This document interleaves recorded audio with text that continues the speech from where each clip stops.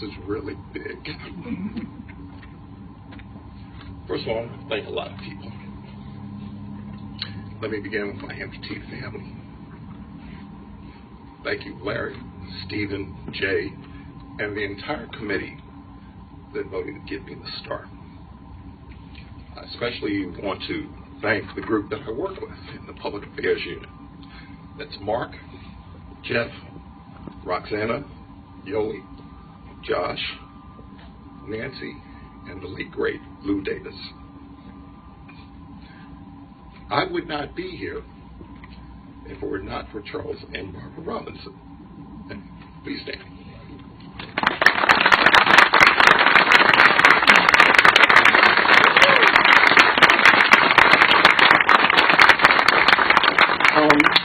My sons are not here because they're in college. One is at Wagner College in Staten Island, where he's in graduate school. The other is at Tennessee State, where he is studying computer science. I often ask them, would you guys want to go in this business? Heck no.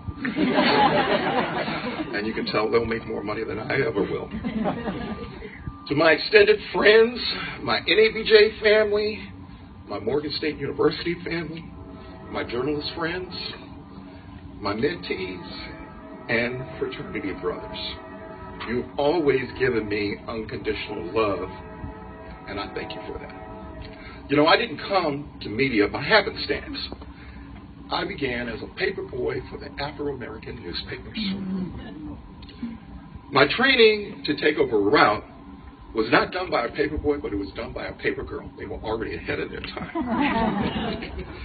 She showed me the ropes, and she asked me to collect at a house where Wally Daniels lived.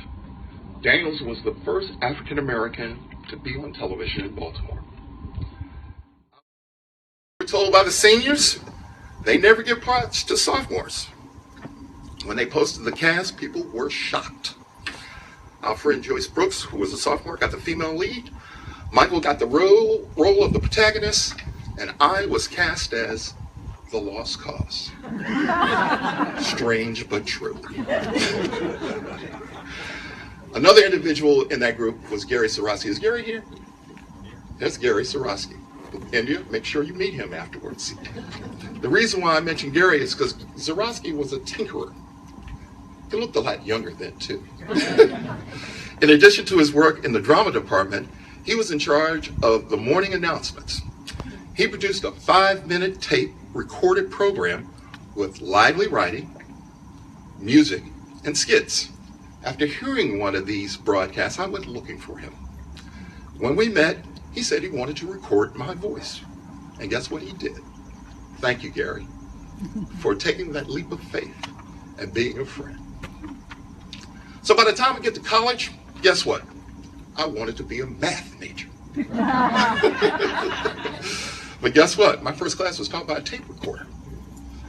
I can't tell you how frustrated I was. I then heard that there was a job opening at the campus radio station. They played album-oriented rock, commonly referred to as ARR. The staff was amazed at my knowledge, and guess what? They gave me an air shift. During my collegiate years at Virginia Commonwealth University, I also began to work in commercial radio. Now I want you to listen to this. My first paying job was at a white country gospel station. Let me repeat that. A white country gospel station.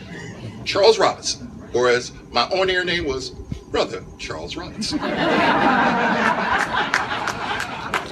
I literally worked every format in radio except for country and western, and was preparing to do that when I got a call that said, get off the radio and come on to television. So you're probably wondering, how did I get here? Well, I'm at an NABJ conference. At this point in my career, I was working as a news director at WEAA-FM, and they sent me to Los Angeles to go to an NABJ conference.